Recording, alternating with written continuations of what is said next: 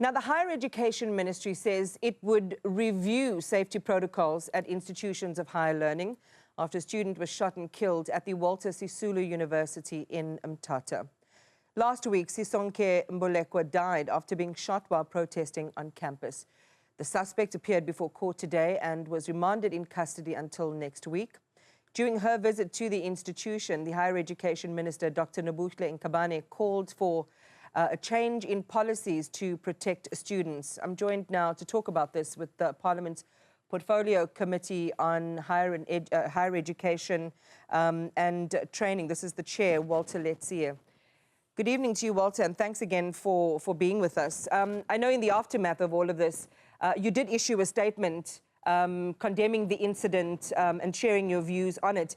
As the Portfolio Committee, you have this critical oversight role that you can play at institutions of higher learning across the country. What action have you and your committee been talking about taking with regard to Walter Sisulu University specifically?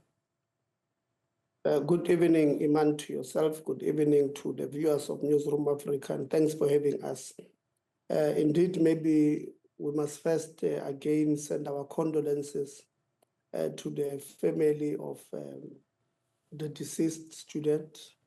You'll remember that the university last week Tuesday were quick after the student was killed by their employee. They were quick to deny that he's a student, a fact that was proven to be a lie.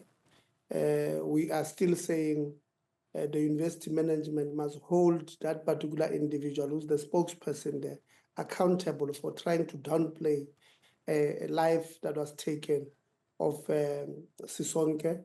So there must be consequence management on that particular individual.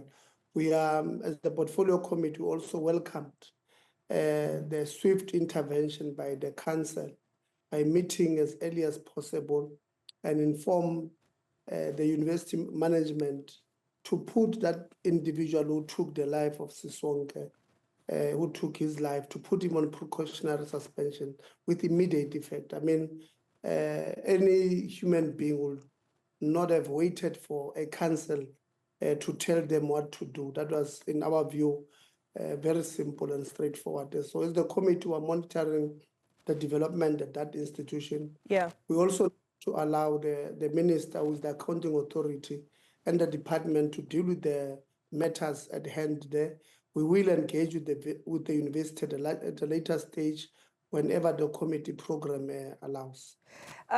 Is there anything stopping you at this stage from going to campus and conducting an oversight visit there? No, there's nothing stopping us, but we do have a program that has been approved by Parliament. And tomorrow we are meeting with Central University of Technology.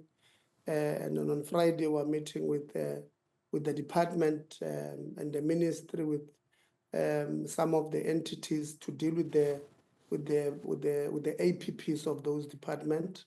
So we do have a program that has been approved by Parliament. So there's nothing that really stops us, but our programs, we submit our programs to Parliament, and Parliament approves. One of the things we don't want to create an impression that whilst the minister is following up on the issue, we're also following up. I think we're confident that the minister and the department will follow things through there. And then because we do oversight over the minister, the department, and these entities, will come in at a later stage.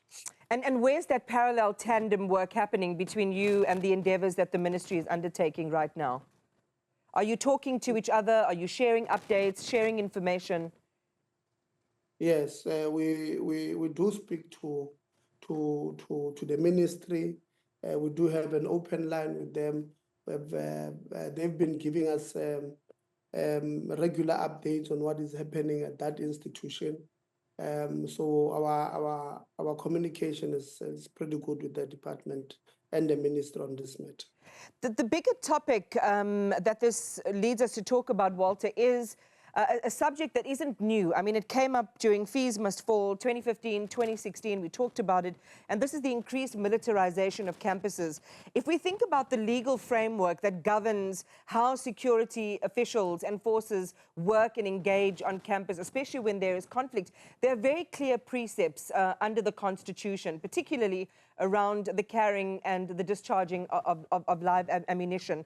What we heard today, one of the charges that the accused in this matter faces is the carrying of an unlicensed firearm. And the question is, how did that firearm get into the residence? How did it get into a space where a student's life was at risk? And these are not new issues that students have raised on campus about the heavy-handedness in general of security forces and then fatally in this particular matter.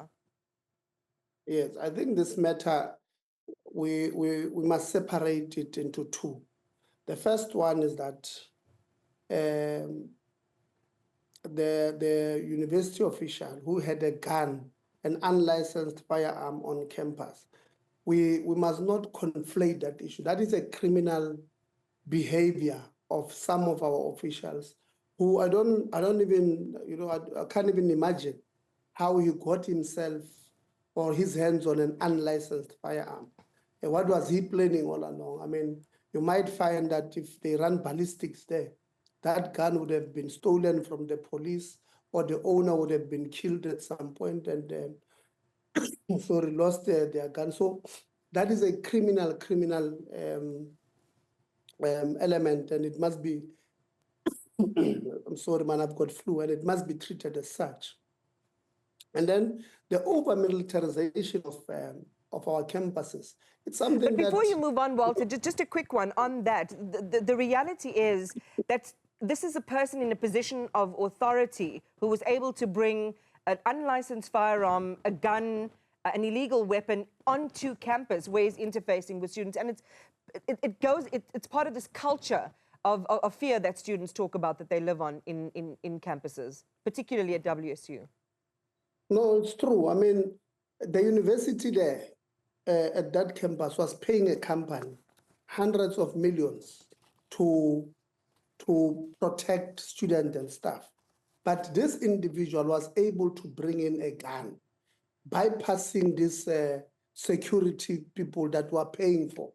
So, I was even saying, if it was me, the accounting officer, if I was the vice chancellor, actually, I would sue that particular university that we have paid you a lot of money and you are not doing your job. But I'll also go a step further to say the security managers from a university point of view who are liaising on a daily basis with this company that we have put on campus. What is it that they were doing?